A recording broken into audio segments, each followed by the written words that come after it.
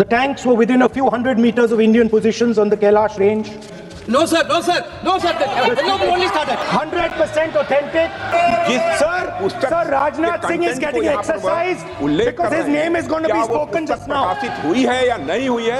এমন একটি বই যা এখনো বাজারেই আসেনি, অথচ তা নিয়ে দেশের সংসদ ভবন একেবারে তোলপাড়।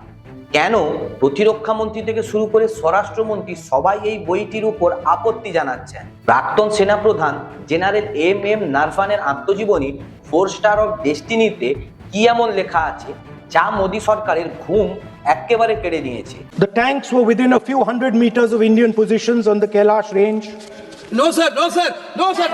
No, we only started. No, he is not yielding. He is not yielding. Sir, this is not. Rahul Gandhi সংসদে এই বইয়ের প্রসঙ্গ তুলতেই কেন 14 মিনিটের মধ্যে অধিবেশন স্থগিত করে দিতে হলো? আজ আমরা এই ভিডিওতে একেবারে সহজ ভাষাতেই জানাবো সেই সব গোপন তথ্য যা এই মুহূর্তে ভারতীয় রাজনীতিতে আগুন জ্বালিয়ে দিয়েছে। জেনারেল মনোজ মুকুন্দ নারভানে 2019 সাল থেকে 2022 সাল পর্যন্ত ভারতীয় সেনার প্রধান ছিলেন। তার 40 বছরের সামরিক অভিজ্ঞতার নির্যাস হলো এই বইটি। 2024-এর শুরুতে এটি প্রকাশিত হওয়ার কথাও ছিল, এমনকি অনলাইনে বুকিংও শুরু হয়ে গিয়েছিল, কিন্তু প্রতিরক্ষা মন্ত্রক বা মিনিস্ট্রি অফ ডিফেন্সের অনুমতি না মেলাতে প্রকাশক থমকে যায়। জেনারেল নারভানে মুচকি হেসে শুধু বলেছেন, আমার কাজ ছিল লেখা, বাকিটা পাবলিশার বুঝবেন। मैंने अपना काम कर दिया है, किताब लिख दी, बाकी जो होगा।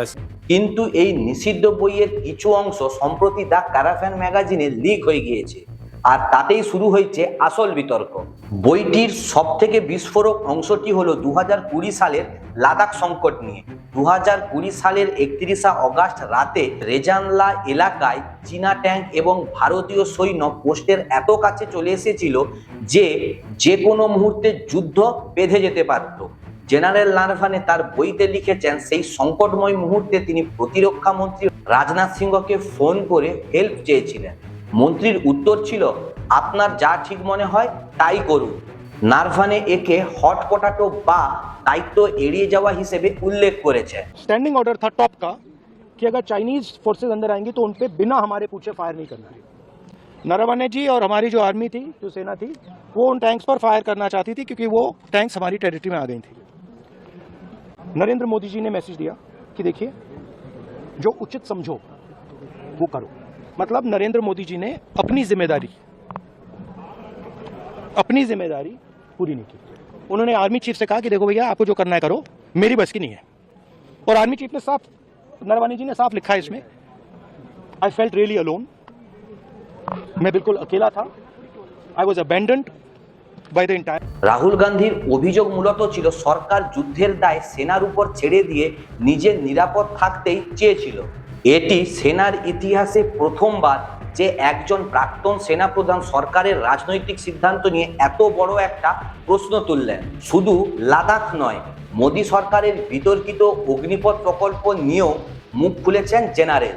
তিনি লিখেছেন, এই প্রকল্পটি সেনার কাছে ছিল bolt out of the blue বা আকাশ থেকে পড়া বজ্রের মতো, অর্থাৎ সেনার সঙ্গে আলোচনা না করে হঠাৎ এটি চাপিয়ে দেওয়া হয়েছিল। সরকার দাবি করে যে সেনার সম্মতিতেই এটি হয়েছে, কিন্তু জেনারেল নারভানের বই সেই দাবিটাকে খারিজ করে। জেনারেল নারভানের বই সরকারের এই দাবিটাকে বড় প্রশ্নের মুখে ফেলে দিয়েছে। সংসদে যখন রাহুল গান্ধী এই বইয়ের তথ্যগুলো তুলে ধরেন, তখন স্পিকার ওম বিড়লা তাকে থামিয়ে দেন। কারণ হিসেবে বলা হয়, অপ্রকাশিত এবং অপ্রমাণিত কোনো তথ্যই সংসদে রেকর্ড করা যায় না। সরকার পক্ষের দাবি, এই বইয়ে রণকৌশল বা গোপন অনেক তথ্য রয়েছে যা দেশের নিরাপত্তার জন্য যথেষ্ট ক্ষতিকর। যদি এই তথ্যগুলো মিথ্যেই হতো, তবে সরকার কেন এটি নিয়ে কখনো মানহানির মামলা করেনি? কেন সরকারের এই রকম নিস্তব্ধতা? জেনারেল নারভানের এই 848 পেজের বইটি এখন শুধু একটি আত্মজীবনী নয়, এটি 2026 সালের রাজনীতির একটা প্রধান অস্ত্র হয়ে দাঁড়িয়েছে।